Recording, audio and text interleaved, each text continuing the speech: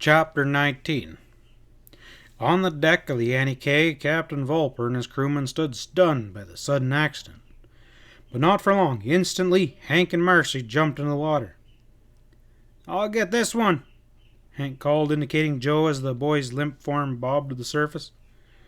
Marcy set off with fast strokes to rescue Frank. In less than a minute, the two Hardys were laying on the deck of the tugboat and were given first aid. They didn't respond. "We'd better get these boys to the hospital as soon as possible," Captain Volper said worriedly. He set the engines of the ship to maximum capacity and sent a radio message for an ambulance to meet him at the dock. By the time Frank and Joe regained consciousness, they were in a Bayport hospital room, and Dr. Bates was there as well as Miss Hardy and Aunt Gertrude. Relief spread across the watchers' faces as the boys managed Wayne's smiles. "I guess we gave you all a good scare," Joe remarked. "Say, where are we?" When the boys were told, Frank said, "Joe and I must have been out for quite a while. I remember we touched a sack and that whaler, then wham! What happened to us?" "You fellers had a bad electrical shock," Dr. Bates explained, "and were thrown into the water. If Captain Volper hadn't been there, you would have drowned. Hank and Marcy rescued you." "And thank goodness," Miss Hardy muttered. "The person who rigged up that device must have got a shock of his own," Aunt Gertrude said crisply, "and I'm glad he did." "He was caught?" Joe asked. "Who is he?" "Well, your kidnapper, at least this is what the police think from your description of him," Aunt Gertrude said. "When you feel well enough, you'll go down to the headquarters and identify the man you call Gross." "How was he captured?" Joe asked impatiently. The boys sat open-mouthed in astonishment as they listened.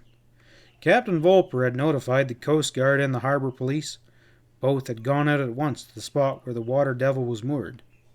Nothing had been disturbed, and the men were sure no one would show up until the launches had moved away.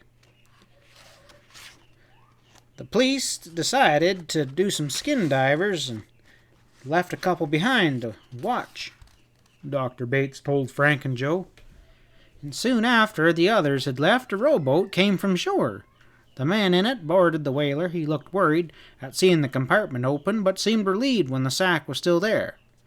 He clicked off a switch and then picked up the sack with no harm to himself.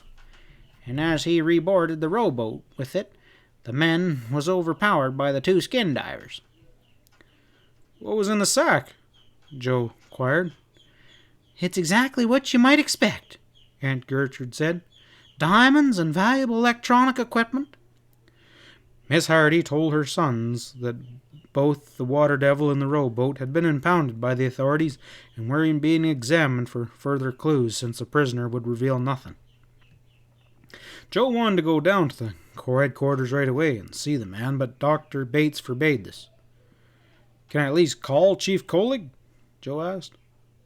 A phone was brought to the room and plugged in, and soon Joe was talking to the chief, who was amazed and delighted that the Hardys were recovered. "I want to see the prisoner," Joe told him. "Dr. Bates, he said I can't come down. Don't suppose you could possibly bring him here?" The others in the room gasped at the request, but Dr. Bates nodded his approval after the chief said, "Well, if the doc thinks it's okay." The physician left, but Miss Hardy and Aunt Gertrude remained. 20 minutes later, the prisoner arrived with the two police officers, one of them with a tape recorder already turned on. "He's Gross, all right. He kidnapped me," Joe burst out. The man was sullen, and he murmured defiantly, "You can't prove nothing." "Proof?" Joe scoffed. "I heard plenty in the cave, and somebody else besides me got a look at you while you were snooping in our car." He didn't mention Isla's name. When Gross made no answer, Aunt Gertrude cried out, "You ought to be horsewhipped. Jail's too good of a person for a feller like you. Kidnapping and smuggler and goodness knows what else." And as she paused to take a deep breath, Frank spoke up. "Gross, you tried to starve my brother, and you doped him." The prisoner finally began to talk. I had to do what I was told or risk being killed myself." You mean by taffy, Mar?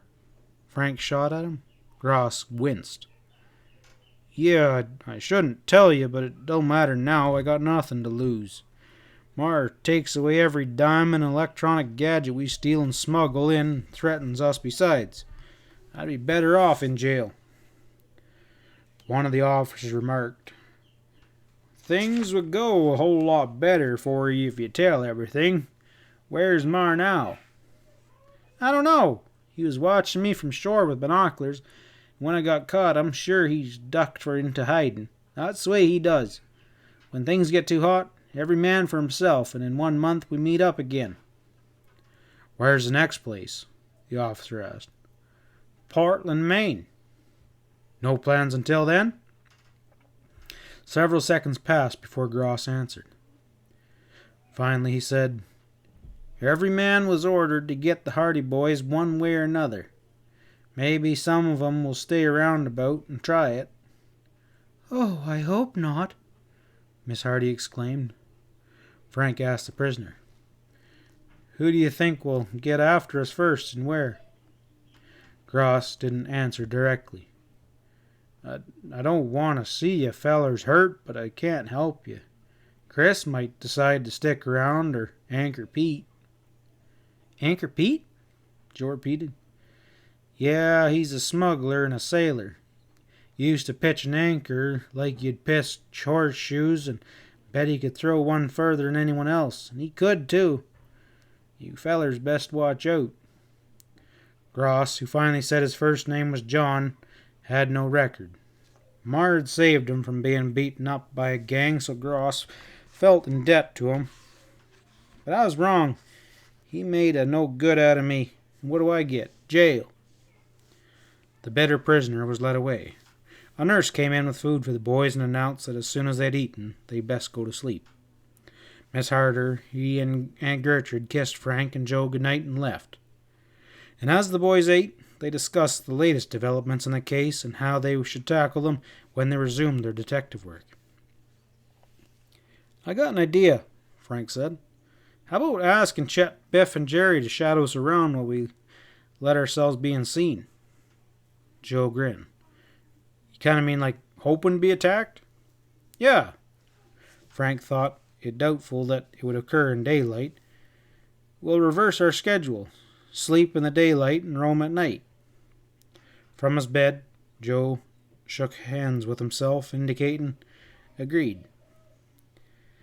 3 days went by before Dr. Bates told the boys they were good as new, and stay that way, he advised with a meaningful laugh.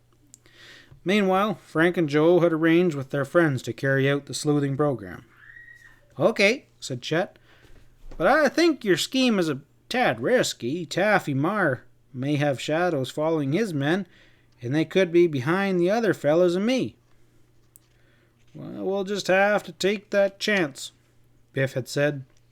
The first night was spent along the waterfront where the Hardys were sure Anchor Pete would be stationed. Frank and Joe walked together at times. They then would separate. They deliberately went into dark areas and deserted spots. No one bothered them, and later their friends reported having seen nothing suspicious. Well, tomorrow night, said Frank as the group separated, we'll try the high school and athletic grounds and football stadium. Again, the boys weren't disturbed, and so far as they could judge, they weren't being followed. What next? Biff asked. Joe felt that perhaps Mar's gang had learned the Hardys' friends were helping them and suggested he and Frank try the sleuthing alone. Nothing doing, Chet spoke up. It was decided that the third night would be spent in the heart of town and would last only until just before midnight. It rained, but once more Frank and Joe led the way through the dark streets and up and down the deserted alleys. Finally, at 10 minutes to 12, they heard Biff whistle, Jerry give the sound of an owl hoot, and Chet yip like a dog. Quitting time, Frank remarked. Yeah, said Joe. 3 nights of walking and not one thing happening. By this time, Mar and the rest of his gang could be halfway around the world. Frank sighed with weariness and disappointment. Let's take a shortcut across the square. They headed for the small park, which lay in the center of Bayport. Various municipal buildings, including the town hall with its large illuminated clock, outlined the four sides. Frank and Joe reached the square and took a diagonal path across it. The place seemed empty. Part way across, Joe suddenly said, "I think I saw someone dodge behind that big tree up ahead." "We better wait," Frank answered. The Hardys jumped back of a wide-trunked maple. When no one ventured towards them, the boys ventured out and peered, looking in opposite directions for a possible attacker. Seconds later, there was a shuffling sound behind them. "Look out!" a voice yelled. Frank and Joe turned in time to see a masked sailor swinging a heavy anchor, and he was about to crash it down upon Frank's head. End of chapter 19.